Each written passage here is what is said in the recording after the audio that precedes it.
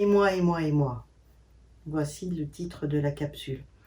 Pour parler du petit moi et du grand moi, ou du soi, avec un grand M et un grand S, correspond à notre être divin, qu'on confond souvent avec l'âme.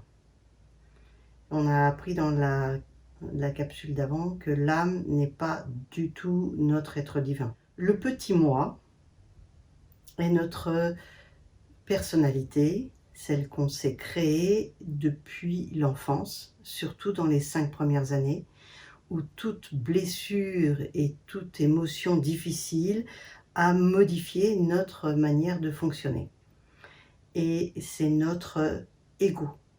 Je vous donne un exemple personnel.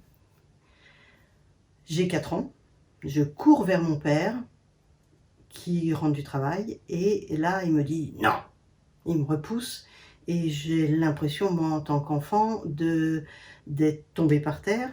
En tous les cas, c'est l'impression que j'ai eue. À cet âge-là, c'est tout blanc ou tout noir, il n'y a pas de gris, il n'y a pas de nuance.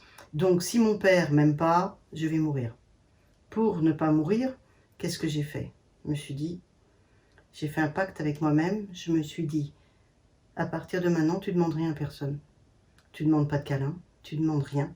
Tu fais pas trop de bruit parce que ça a l'air de gêner les autres. En tous les cas, ton père. Donc pour pas sentir ce rejet, eh ben, j'ai fonctionné toute ma vie comme ça.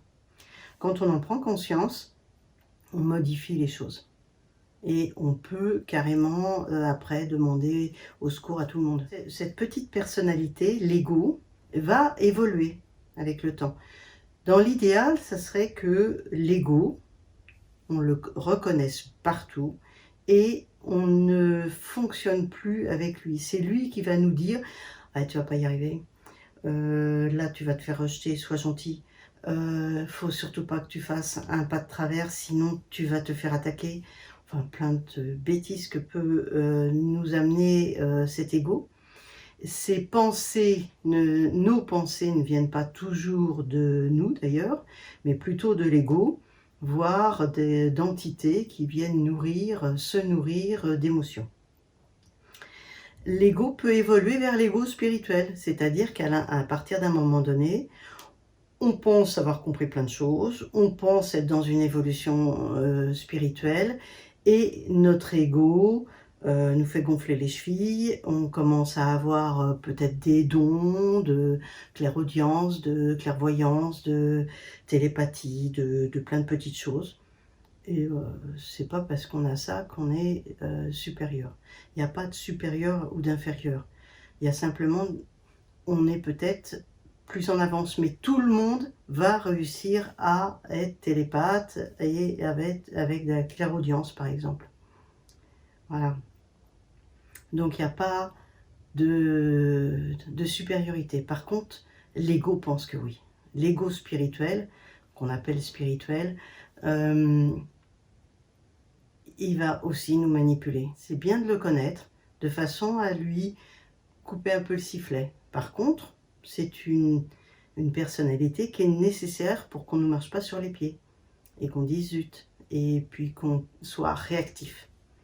Certains peuvent avoir des missions, mais je ne suis pas sûre que tout le monde ait des missions. La mission est déjà de vivre sur Terre et d'essayer de ne plus dépendre trop de notre ego.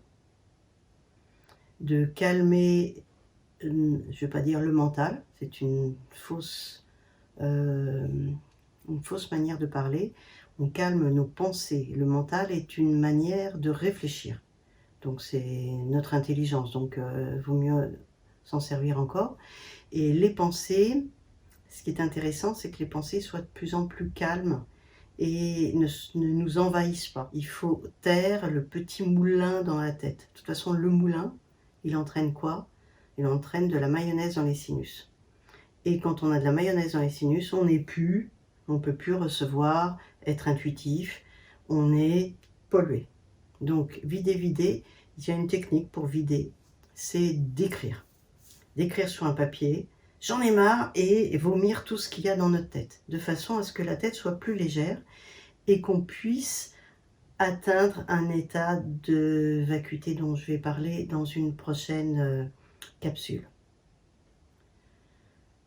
L'âme, donc, je reviens dessus, on l'utilise mal ce mot, on pense que l'âme c'est notre dimension spirituelle, c'est faux. Il faut mieux dire être divin, mais dans le langage courant on parle de l'âme. C'est pas grave, le tout c'est étant de le savoir. Voilà, à bientôt.